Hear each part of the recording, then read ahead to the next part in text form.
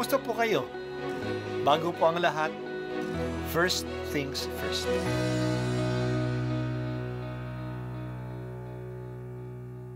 Good morning po. Sinisimulan po natin ngayon ang first things first. At dito po, tinatalakay natin sa unang bahagi ng umaga natin ay ang first readings na binabasa po sa banal na misa. Ito pong tinatalakay natin kasi madalas po kasi marami na tayong alam tungkol sa gospel readings. Pero konti po ang nagsasalita sa first readings. Pero ang first readings, bahagi din po yan ng Biblia, ng banal na kasulatan. Kaya susubaybayan po natin ang mga first readings, basahin po natin at kuminsan kailangan ng basahin ng 2 o 3 beses bago maintindihan kasi hindi po tayo familiar sa mga istorya at sa mga kaisipan na tinatalakay dito. Ang pagbasa mula sa aklat ng mga gawa ng mga apostol. Noong mga araw na iyon, nang mapalaya na sina Pedro at Juan, sila'y nagpunta sa mga kasamahan nila at ibinalita ang sinabi ng mga punong saserdote at ng matatanda ng bayan. Nang marinig ito, sama-sama silang nanalangin sa Diyos. Sinabi nila, "Kayo po ang lumikha ng langit at lupa, ng dagat at ng lahat ng nasa mga ito. Kayo po ang nagsalita sa pamamagitan ng aming nunong si David na inyong lingkod nang sabihin niya sa patnubay ng Espiritu Santo. Bakit galit na galit ang mga hentil at ang mga tao'y nagbabalak ng walang kabuluhan? Nahahandang lumaban ang mga hari sa lupa at nagtitipon ang mga pinuno laban sa Panginoon at sa kanyang hinirang. Nagkatipon sa lungsod na ito sina Herodes at Poncio Pilato kasama ang mga hentil at ang buong Israel laban sa inyong banal na lingkod na si Jesus, ang inyong hinirang. Isinagawa nila ang lahat ng bagay na dapat mangyari na itinakda mo noon pa. At ngayon, Panginoon, pinagbabantaan nila kami. Tulungan mo ang iyong mga alipin na maipangaral ng buong tapang ang iyong salita. Iunat mo ang iyong kamay upang magpagaling at loobin mo na sa pangalan ng iyong banal na lingkod na si Jesus ay makagawa kami ng mga kababalaghan." Pagkatapos nilang manalangin, nayanig ang pinagtitipunan nila. Silang lahat ay napuspos ng Espiritu Santo at buong tapang na nangaral ng salita ng Diyos. Ang salita ng Diyos. Salamat sa Diyos.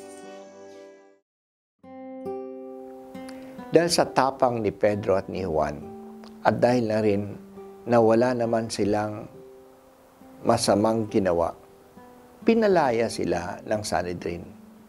Agad pumunta sila sa kanilang komunidad sa Jerusalem at doon isinalaysay ang lahat ng pangyayari. Ang tugon ng community sa kanilang salaysay ay panalangin. Kinilala nila sa kanilang dasal na ang pangyayaring ito ay naaayon sa banal na kasulatan na matatagpuan sa aklat ng mga salmo. Doon sinabi ni David na ang mga hinirang ng Diyos ay lilitisin sa harap ng mga leaders ng bayan. Ganyan nga ang nangyari kay Jesus at sa mga kanyang mga alagad. Sila ay tumayo sa harap ni Pilato, ni Herodes, ng mga leaders ng mga Hudyo at mga Hintil. Ang kanilang hinihiling sa panalangin ay patatagin sila sa harap ng mga banta at hindi sana manghina ang kanilang loob at bigyan sila ng kakayahang magpagaling at gumawa ng mga tanda sa pangalan ni Jesus. Bumaba uli ang Espiritu Santo sa kanila at patuloy silang nagpahayag ng salita ng Diyos na may katapangan. Kapag tayo nagkakaroon ng mahihirap o nakakatakot na karanasan, ang dasal natin palagi ay iligtas tayo sa ganyang mga pangyayari. Ayaw na natin na maulit pa uli ang masasamang pangyayaring yon. Iba ang dasal ng mga unang mga Kristiyano. Ang panalangin nila ay hindi na ilikas sila o iligtas sa masamang pangyayari. Ang dasal nila ay palakasin ang loob nila upang maipagpatuloy nilang maipahayag ang salita ng Diyos. Ang kanilang concern ay hindi gaano kanilang kaligtasan, kundi ang pagpapatuloy ng kanilang misyon. Mahalaga na lumawak ang paghahari ng Diyos. Ginagamit ng mga alagad ni Jesus ang Biblia upang maunawaan ang mga pangyayari. Nakita nila na ang nangyari kay Jesus at nangyari kay Pedro at kay Juan ay bahagi ng plano ng Diyos.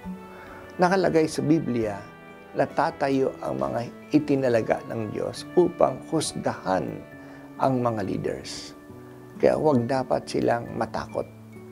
Natutupad sa harap nila ang plano ng Diyos. Sana tayo rin. Alam natin na ang banal na kasulatan na ito ang nagbibigay ng liwanag sa atin tungkol sa mga nangyayari sa atin.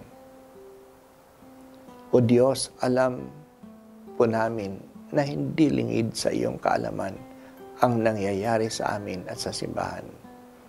Patatagin mo ang aming loob upang hindi kami matakot at umiwas sa aming mga tungkulin, bagkos magkaroon kami ng tapang na sumunod sa iyo at magsaksi sa iyo.